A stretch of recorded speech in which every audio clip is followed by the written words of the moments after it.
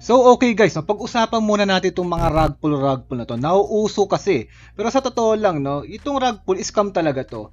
Pero hindi lahat ng scam rug pull. Bakit? Base dito sa academy.binance, no, kung titingin kayo ng mga definition guys doon sa mga kilala na, hindi sa Facebook ng iba or whatsoever. At least dito, may guide para malaman nyo kung ano ba talaga yung meaning ng mga words na pinagsasabi natin. So sabi dito, when a development team suddenly abandons a project and sells or remove all its liquidity. And, hindi or. Ibig sabihin, inabandon na yung project, then nawala yung liquidity. So yung liquidity, pag nawala yan, hindi na kayo makapag-trade. Yung coin nyo wala nang kwenta. Ganun lang kasimple yon. So let's take a look on Coin2Fish. Coin2Fish, abandoned. Alam naman natin, di ba? So rug pull ba siya? Para sa akin, hindi pa. Even PH Metaverse, no, sinabi officially dead. Hindi siya rug pull, hindi siya scam. Dead. Kasi sa totoo lang, may mga games na nagfi-failed economy. Ang mali lang ng mga devs dito ay sumuko. Sayang, makaka-recover pa rin dapat sila. So bakit hindi ko siya sinasabing rug pull o scam? Sa token sniffer, malalaman nyo lahat ng detalye ng mga tokens nila. So isa to sa may pinakamalakas na score or 70 out of 100 medium risk. Usually mga nakikita kong game ngayon yung nilalaro ko, parang hindi nga umaabot ang 50. Dahil dito, lock pa yung mga tokens nila. Liquidity intact, kaya na-trade nyo pa yung mga tokens nyo. Ang isa lang niyang fault is the creator wallet, no? More than 5%, pero wala na siya. Hindi niya na ito makukuha o whatsoever dahil nakalock nga yung token. So this is a failed economy rather than a scam or rug pull. Then let's take a look on King Rooster. Grabe ito, naubusan tayo ng pera dito. But for me, hindi natin malalaman kung scam to dahil sabi nila, na-hack daw sila. So hinak yung kanilang reward system. Kasi kung titingnan natin dito sa BSC scan, nandiyan pa yung liquidity nila. Kaya maaari nyo pang i-trade yung mga tokens nyo. Ang problema, because of the Oracle system, is nung bumagsak yung presyo, nag-claim lahat. Kaya makikita nyo, iba't ibang holders. Merong 237 million tokens. At ang mali nila, yung mismong rewards pool nila is nagge-generate ng mga token. Hindi nakalock yung supply. Kaya ayun, halos wala ng value yung token. Di ko alam kung scam ba to, pero definitely not a rug pull. Nandiyan pa na may website nila eh. Diba? Ang problem, masakit na ulo ng mga devs dito. Hindi na nila alam kung paano bubuhayin to or whatsoever. Kaya sa case na to, ang importante, audited yung mga tokens naman nila. At may mga anti-hack, anti-bot para kahit paano assure yung mga investors. Diba? Then yung first rug pull na na-experience ko yung Beastmaster. Oo, kaya hindi na nakikita. Pero, fake rug pull guys. Yan, so nung mga December 30, nasa bakasyon ako, di magawa ng content. So iyak na lang kami dito sa Discord community, pero biglang nabuhay. Ayan, nabuhay bigla yung Twitter account nila, pero hindi na yung Discord group. Sabi nila, na-hack daw sila. Kaya ginawa nila, in-off nila lahat ng mga social medias nila, pati yung kanilang website, no? In-off din nila. Even the token itself, yung master, tinanggal din nila yung liquidity pool nito. So parang rug pull talaga, di ba? Masasakit talaga ulo mo. Pero take note guys, no? Minsan legit talaga yung mga hack. Kaya hindi na rin natin masasabi sa panahon ngayon kung sino ba ito totoo o hindi. Bakit? Dahil nagpapa-refund sila. Kaya ikaw kung nakabili ka ng Beastmaster na NFT, pwede mo tong i-refund. Isa sa mga members ng aming community dito sa Soral Trading NFT Community Discord Group, naka-refund na po ng kanyang NFT na binili dito at kumita pa siya.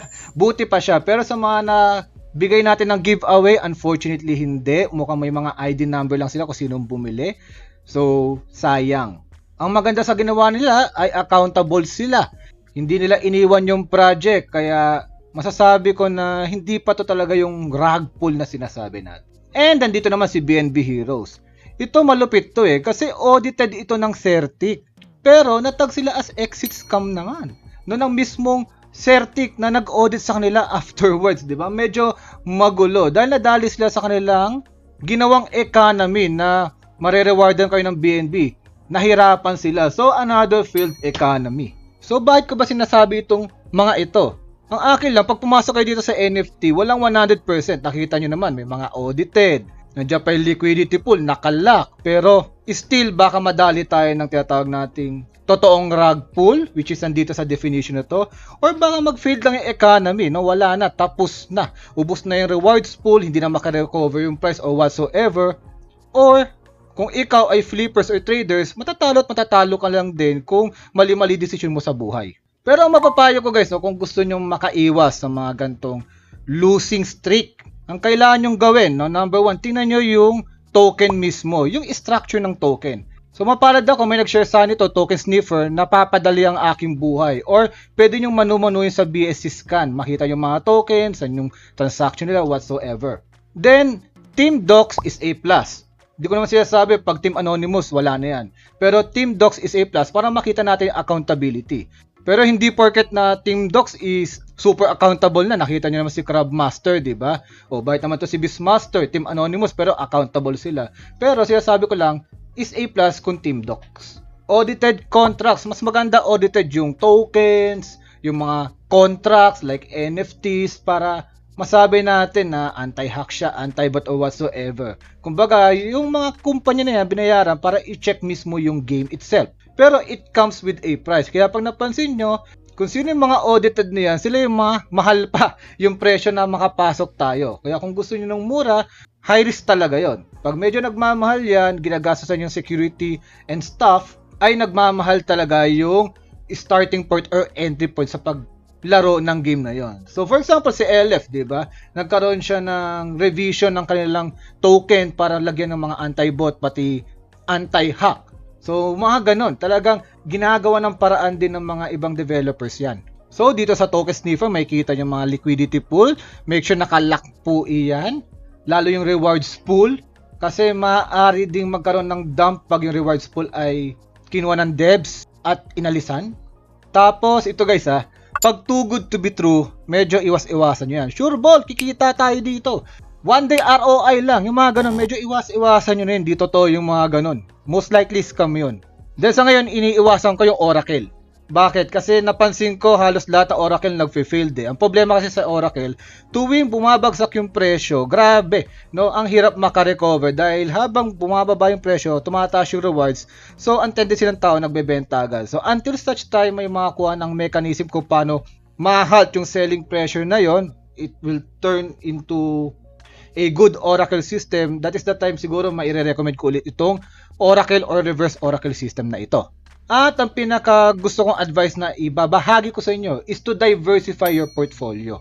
Kasi kung diversify yung portfolio nyo, ang importante lang is you gain more than you lose. Kasi sa craft na to, matatalo kayo sa idea sa hindi. Ang importante, manalo kayo. For example, yung Sojax ko nanalo ng 35k.